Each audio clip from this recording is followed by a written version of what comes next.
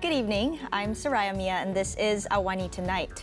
How can Parti Amanah Negara stay relevant in the opposition bloc? And on Malaysia Day, youth calls for more diversity in media and politics. That and more coming up.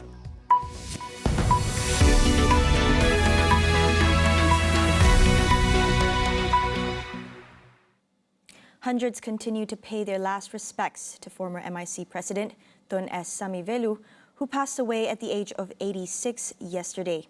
Mourners were seen gathered outside the former Works Minister's residence in Jalan Ipoh since early this morning. Among those present include former Cabinet Minister Tan Sri Shahrizad Abdul Jalil, Puchong MP Gobind Singh Dio, AMNO Deputy President Datuk Sri Muhammad Hassan, Transport Minister Datuk Sri Wika Siong, and Finance Minister Tengku Datuk Sri Zafrul Tengku Abdul Aziz. The Sultan of Perak, Sultan Nazrin Muizzuddin Shah, also arrived in the morning to pay his respects. Samivelu was the Sungai Siput MP from 1974 to 2008, served as Works Minister from 1983 to 1989, and again from 1995 to 2008.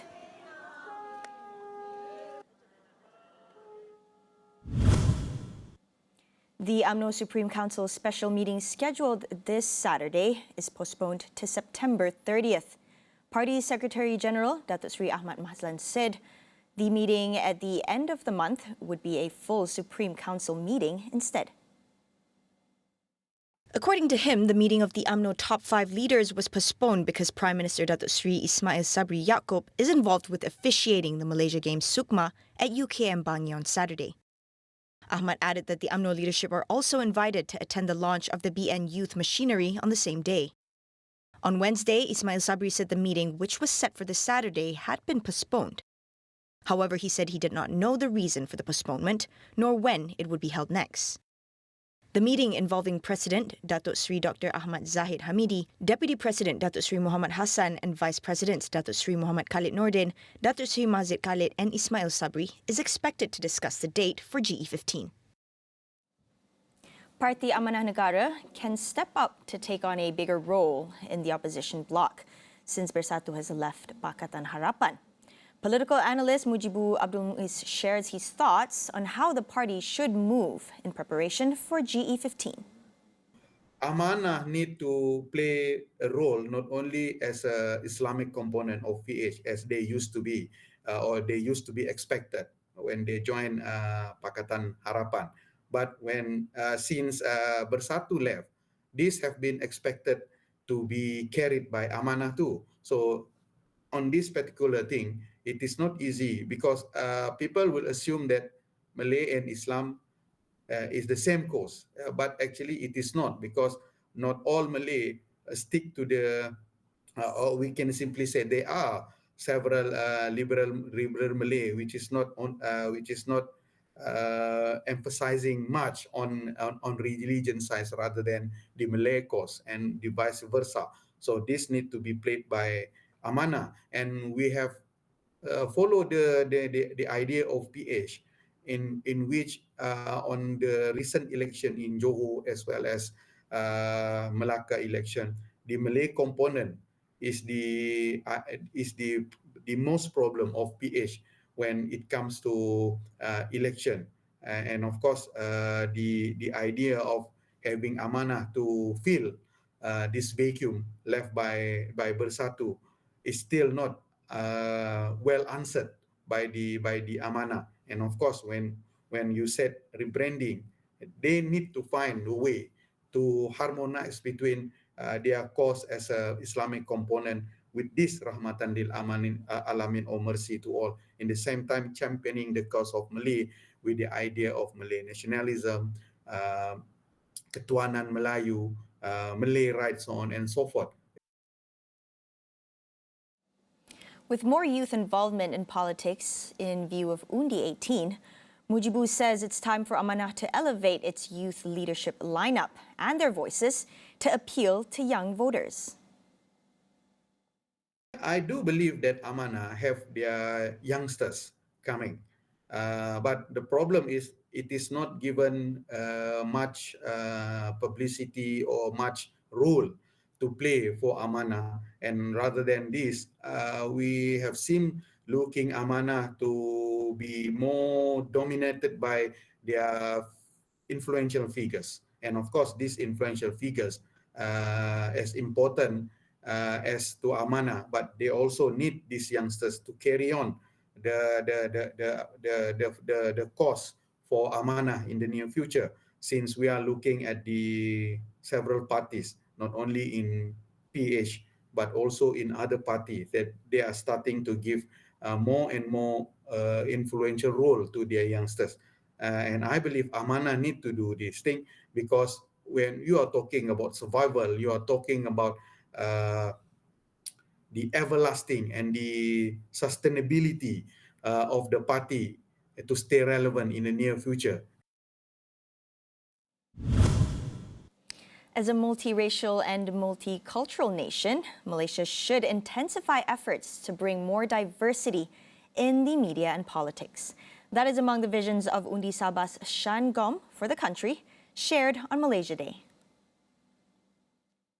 I would like to see more diversity in the sense of representation in media, in politics, and when it comes to policy making, try to hear from those underrepresented, not only from Sabah and Sarawak, but also the rural areas of, West Malaysia as well.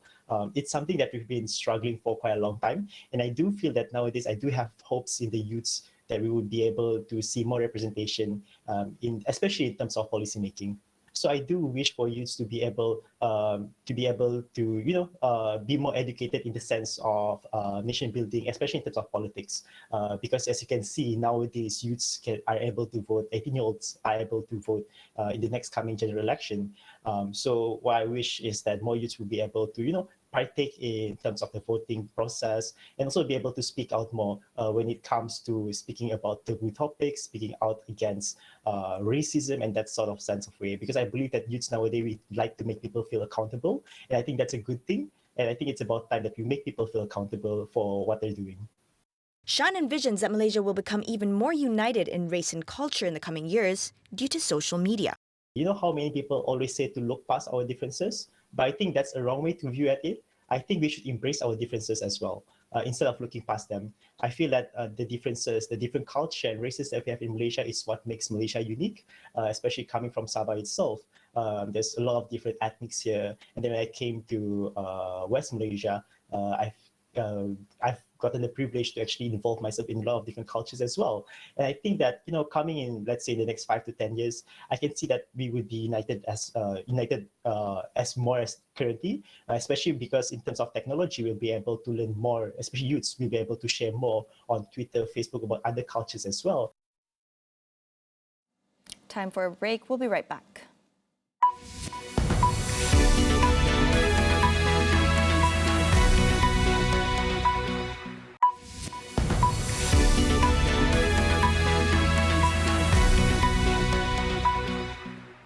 Welcome back. Ukrainian authorities say it has evidence of a mass burial site in the eastern city of Izium that was recaptured from Russian forces. Regional police said at least 440 bodies were thought to have been buried there. Ukrainian officials have so far presented no public evidence to back up their allegations about the discovery in Izium. It is not yet clear what happened to the victims, but some accounts have suggested many may have died from bombing and a lack of access to health care. There are also signs that some of the graves could belong to Ukrainian soldiers. Exhumations would begin on Friday to get a clearer picture of the number of victims in the city, which was under Russian occupation for more than 5 months. Ukraine and its allies have accused Russian forces of perpetrating war crimes after alleged mass graves were found in Bucha, near the capital Kiev, and also near Mariupol, a southeastern port city now occupied by Russian troops. Meanwhile, Russian President Vladimir Putin said he understood Chinese leader Xi Jinping had concerns about the crisis in Ukraine, a surprise acknowledgement of friction with Beijing over the war. Since Russia invaded Ukraine, China has trod a careful line, criticizing Western sanctions against Moscow, but stopping short of endorsing or assisting the military campaign. Putin made the comments when meeting Xi in person for the first time since the invasion at a regional summit in Uzbekistan, days after Russia suffered a series of major military setbacks in Ukraine. Xi did not mention Ukraine in his public remarks. China has so far refused to outright condemn Russia's unprovoked attack on Ukraine. It had stepped up economic assistance to Russia, boosting bilateral trade to record levels. Having burned bridges with the West and sparked an energy war with Europe, Putin is attempting to reorient the Russian economy to the east and find new markets for Russian oil and gas. In other news, Thai police have charged a soldier with murder after he opened fire at a military training facility, causing fatal injuries to two and wounding another. Authorities said the man's mental and physical health is now being assessed by medical professionals at a hospital. Sergeant Major Yongyut Mungkong Kim, a clerk at Bangkok's Royal Thai Army War College, will stand trial in a military court next Wednesday. The military court would decide whether or not to grant the accused bail. He faces charges of premeditated murder, attempted murder, possessing a gun in a public place, and firing a gun in a public place. Earlier, it was reported that Yongyut had mental disabilities and threatened to kill 10 people on the day of the shooting.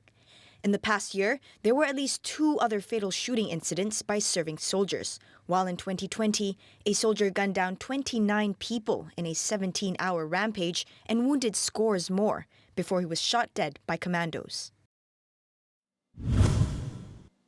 Range anxiety, the fear of running out of power on an electric vehicle, and not being able to find a charging point remain as major stumbling blocks towards EV adoption in Malaysia.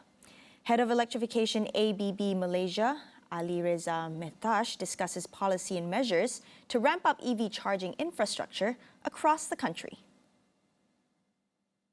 We need infrastructure for charging.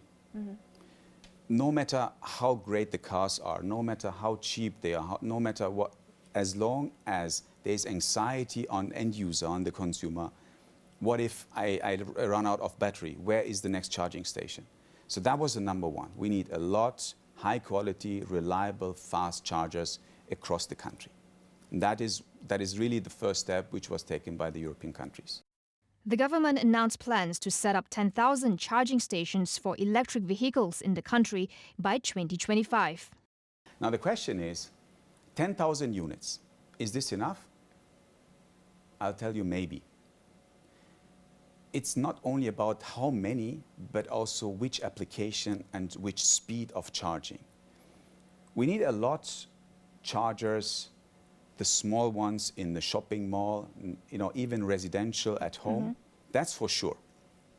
But what we need is definitely high charging power, fast chargers along the highway and along the roads. Malaysia got rid of taxes to purchase electric vehicles in budget 2022, but will that be enough to jumpstart EV adoption? We have seen examples where there wasn't any real subsidy. Certain states in US, there is no subsidy, no incentive, but the business is picking up. So looking to Malaysia, I strongly believe we need to cover 2 things. One is it's important which brand. I don't think it makes sense only Porsche and BMW and Mercedes bring their cars or Volvo bring that. This is a tier 1. Yep. But we want to go with the mass market, right? So looking to the mass market means affordability. Affordability, again, means incentive, tax, but also the right model with the right range and the right cost here in Malaysia. And I think this hand in hand with the given infrastructure, charging infrastructure, will make this business, this market booming very soon. Catch the full interview on AWANI Review with Cynthia Ng this Saturday, 10:30 p.m. on Astro AWANI. Now that is all we have for you on AWANI tonight. I'm Saraya Mia. Thank you for watching, and we'll see you again.